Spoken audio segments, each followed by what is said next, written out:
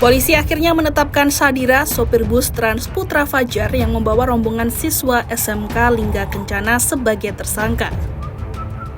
Sadira dikenai pasal 311 ayat 5 Undang-Undang Nomor 22 Tahun 2019 tentang lalu lintas dan angkutan jalan dengan ancaman hukuman maksimal 12 tahun penjara dan denda 24 juta rupiah.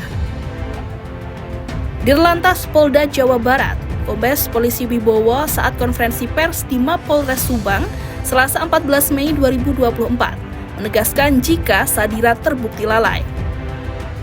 Pasalnya banyak temuan yang menunjukkan bus sudah dalam kondisi yang rusak dan tak layak jalan, namun terus dipaksakan hingga akhirnya bus tersebut mengalami kecelakaan dan menewaskan 11 penumpang. Wibowo menjabarkan dari hasil penyelidikan ada beberapa penyebab yang diduga membuat bus mengalami kecelakaan. Yang pertama adalah keadaan oli yang keruh dan sudah lama tidak diganti. Selain itu juga ditemukan adanya campuran air dan oli di dalam kompresor. Pemeriksaan cek oli pada kendaraan bus yang terlibat kecelakaan sudah berwarna keruh.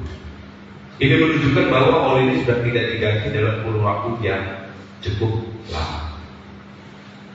Kemudian dilakukan tes oil indikator oleh rekan-rekan kita Dinas Perhubungan, ditemukan bahwa di dalam minyak rem tersebut terdapat kandungan air yang melebihi 4%. Batas maksimal adalah 4%. Ini sudah melebihi 4% dengan indikator tes oil indikator ini lampu merahnya menyala.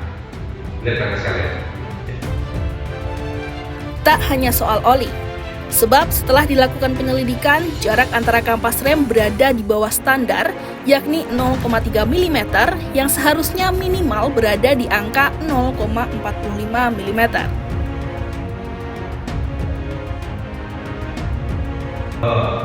Jarak antara kampas rem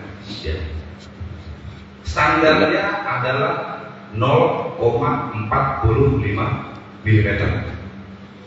Hasil pemeriksaan tadi kita temukan fakta bahwa jarak atau celah kampas rem ini berada pada 0,3 mm.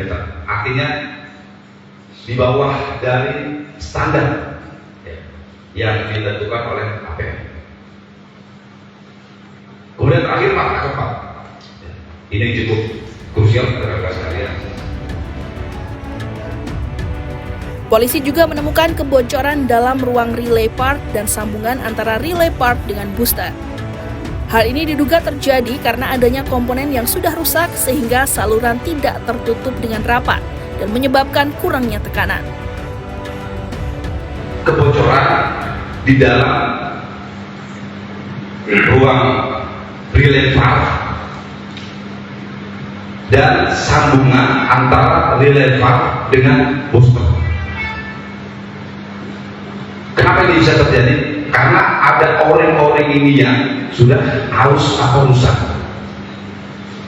sehingga sambungan ini tidak tertutup dengan rapat. Ini yang mengakibatkan tekanan udara angin rem ini berkurang, sehingga booster sebagai penggerak hidrolik piston tidak menghasilkan brake force atau kekuatan rem yang cukup maksimal kepada 4 los. Ya.